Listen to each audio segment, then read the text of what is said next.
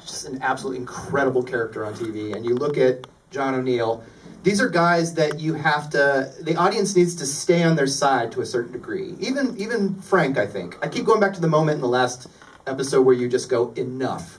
It's in the middle of a, I don't want to spoil if no one's seen it, it's in the middle of a firefight, and he just goes, enough. And suddenly you see a human being come out from under that mangy, not 3/4-inch beard.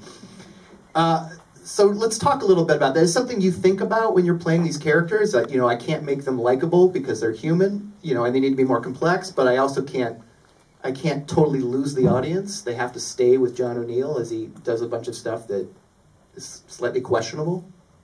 I've never thought like that. I've never thought, where's the speech where I redeem myself?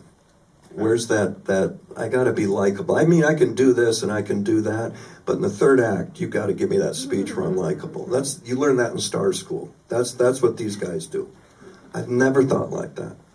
The more despicable, the better. All you have to do is believe you're right, or believe this is normal. And Frank was, I mean, Scott really wrote that in. I didn't have to bring a lot. And the next thing you know, I'm quoting the Bible. After I've just, you know. You get inside so that you can think like they think. They don't judge themselves. They don't analyze themselves like a viewer would, or a director would, or anyone else. A critic would.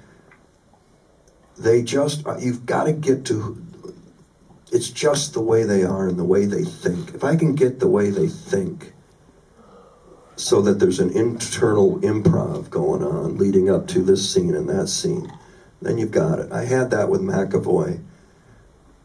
That happened with that Northwestern speech. That Aaron wrote that, and I got on top of it, and I knew it was a big deal.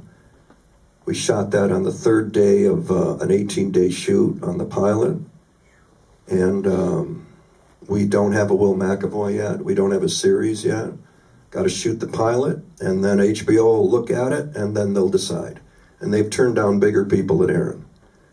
So nothing's guaranteed.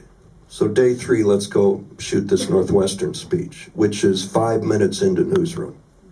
So it's placed there to hold you. Because when Newsroom comes on, you're going to sit there with your remote. You're going to give us 10 minutes. And we got to grab you and hold you. So that's one reason that speech came in. So the day we shot that, Sam Waterston showed up, Olivia showed up, Sadowski showed up. They weren't working that day. They drove an hour and a half north of LA to where we were shooting. Aaron was there. Scott Rudin, the producer, came in from New York. HBO, I think number 2 and 3 from HBO were there, all sitting right over there. Go ahead. But you get a chance to, as I've told Aaron, I waited 35 years for that speech. So you don't blow a speech like that. You show up and throw it, everything at the camera, and we had it right away. We had the first, second take, we were there, and you could see everybody going, we have a show. We have a show. That was a big day.